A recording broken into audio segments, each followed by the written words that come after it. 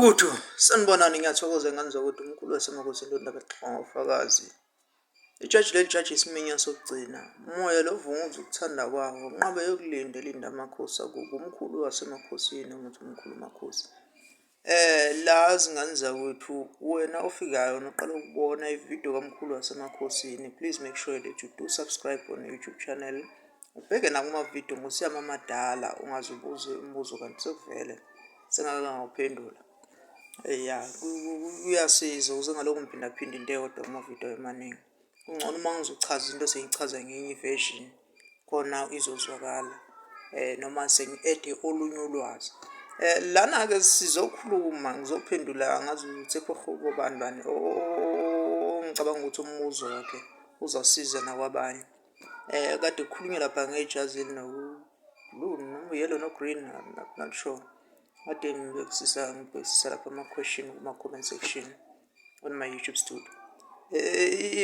Uthi uma uliphuphile ijazi kumele ube nalo or kanjani? Ubhale kanjani umbuzo wakhe? No, ingane zakwethu, uma into uyiphuphile noma uyibonisiwe, kudiphenda noma kuhluka ukuthi uyiboniswe kanjani. Kube nenkulumo ebithini. Uma inkulumo bekungazi ukuthi uyamukeliswa lona ijazi noma walibona livela, kungenzeka ukuthi ngaleli kathi uliboniswa lelo jazi kushiyana isimo sokuzwa. Kwesinye isikhathi umuntu uyabona ijazi elithize kanti kusondela isidalwa esithize sifuna ukumnikeza sona noma sizomvikela.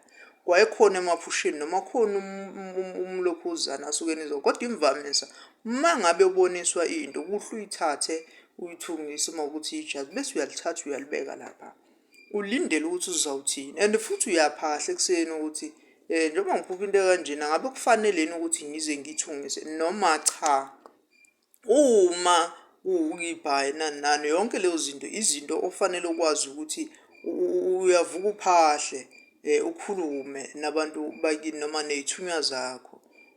Noma ngabe thi ukhuluma uyathandaza noma uthi uyaphahla ngaleyo ndlela nawe oconnecta ngayo noma noxhumana nawo ngayo nezithunywa zakho noma namadlozi akho noma Kodwa-ke kuyaye kusize ukuthi ngane zakwethu imvamisa esikhathini esiningi kuya kube ukuthi wena uboniswe kanjani. And ekubonisweni kwakho isikhathini esiningi usuke unikezwa kuthiwa bhekana nalesi simo.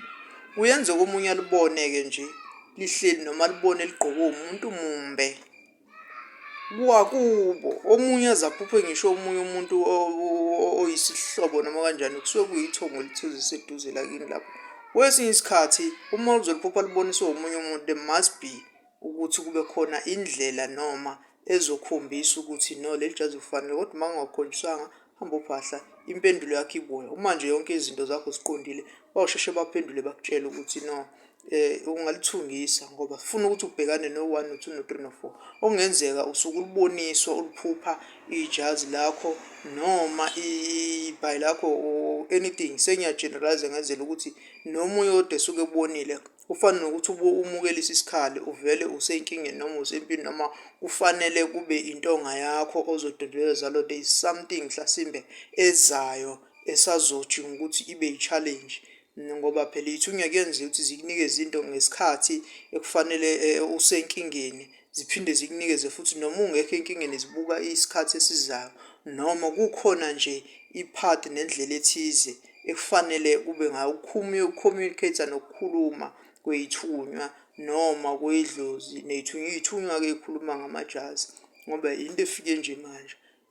Amabhayi namadlozi akhulume ngendlela eningi kodwa uma unedlozi elidala kunendlela yakhona eyalithathe bese liveka. Kodwa ngokukamoya zingane zakwethu ngiyathemba ukuthi nizawungizwa kade nje sagcinana nonke nginibingelele nje bese ngithi futhi nisale kahle. Inamba kamkhulu wasemakhosini sasiyo 072 887 1995. Inibinga nonke nje South Africa yonke, Mpumalanga, Ningizimu, Ntshonalanga, phansi kuZimbabwe, phansi kuSwatini, phansi kweMozambique.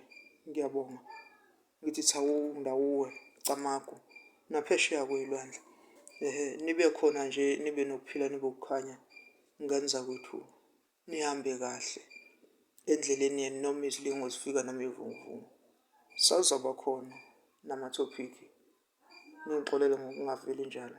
Siyathokoza ndawonye, amen.